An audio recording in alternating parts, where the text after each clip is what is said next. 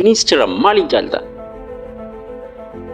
Shalom nagaan isiniif haa ta'u amma dhummaatti dhaggeeffadhaan dhaamsa kooti. Mootii tokkotu jira. Mootiin kunis yeroo hojjettoonni isaa balleessa saniidhaaf innis leencotatti dabarsiisan kenna. Innis leencotaan isaa nyaachisa ture. Guyyaa tokko hojjetaa isaa keessaa tokko jecha isaa fi yaada isaa dhaguu didee tuffate.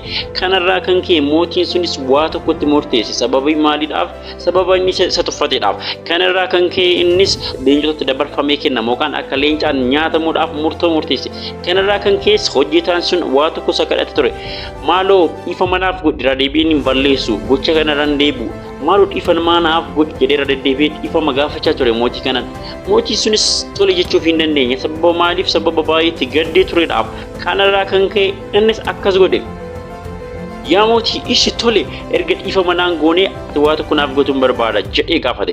Yeroo kanas maal akkasiif godhu barbaadamu jedhu ishi guyyaa 10 akkan jiraadhuudhaaf naa eeyyami jedhee kan inni gaafatu. Yommuu guyyaa 10naaf eeyyam jedhee gaafatu innis akkas jedhaani tole guyyaa 10 jiraadhu guyyaa 10 booda garuu carraasiif hin kennu jedhee murtoo murteesse. Innis guyyaa 10 qabu kana keessatti maal gochuu akka qabu itti yaada ture. Yeroo kana innis gara leencotaa deemee hojjettoota leencaa bira tajaajilan bira deemuudhaan innis leencota kana faana turuu jalqabe.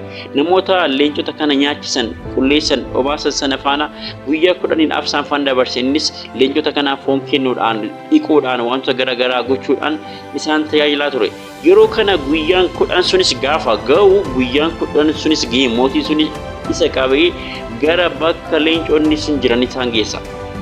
Yeroo isa geessuunis qabee gara leencotaatti gaafa isa darbatu innis leenconnis fiiganii dhufanii miila nama kana arraabutti ka'an. Yeroo kana namichis baay'ee rifate leenconni kun maal ta'an jedhee baay'ee rifate. Kanarraa kan ka'e innis bitaa isaatti gale. Innis akkas jedhe yaa mootii ani waggoota 10 si tajaajileera. Garuu waggoota 10 si tajaajila keessatti olmaa guyyaa tokko balleessaa guyyaa tokkootiin kanatti dabarsitee gara leencaatti na kennite. Ani garuu guyyoota 10dhaafan bineensota kana tajaajile. Guyyoota 10dhaaf isaan nyaachisuudhaan isaan dhokuudhaan isaan tajaajileera. Isaanis guyyaa 10 isaan tajaajile kana hin daganne. Guyyaa 10 olmaa isaaniif olee tokkollee homaa hin daganne. Ati bineensicharra wayyitu maaliif bineensicharra caaltare? Ani waggaa 10 si tajaajilee balleessaa guyyaa tokkodhaaf kanatti du'aaf natti faradde. Sirra bineensota kana wayyaa. Sirra horra homaan beenne horra wallaalota kana bineensa kana wayyaa ittiin jedheni. Kanarraa maal baranna olmaa yeroo dheeraa namni nuuf godhe olmaa yeroo baay'ee namni nuuf ole dagannee balleessaa guyyaa tokkootiin yeroo baay'ee namarratti dhiibbaa garaagaraa ni geessina. Namaaf gaarii gochuu yaala. Namaaf waan gaarii gochuu shaakala. Yeroo hundumayyuu namni yoo balleessaa isaa balleesse dhiifama namaaf gochuu bara. Yeroo namni balleessaa tokko yoo balleesse kallattii garaagaraan hinkeenii isaa yookaan dhiibbaa garaagaraatti gaggeessina. Gara mana hidhaa geessuudhaaf, hidhuudhaaf, wantoota garaagaraa gochuudhaaf, reebsuudhaaf yaaliin gaggeessina. Namni yoo balleesse balleessaa isaatti maa akka inni deebi'u godhaarraa kan hafe dabarsitanii waan hin taanetti san kennina.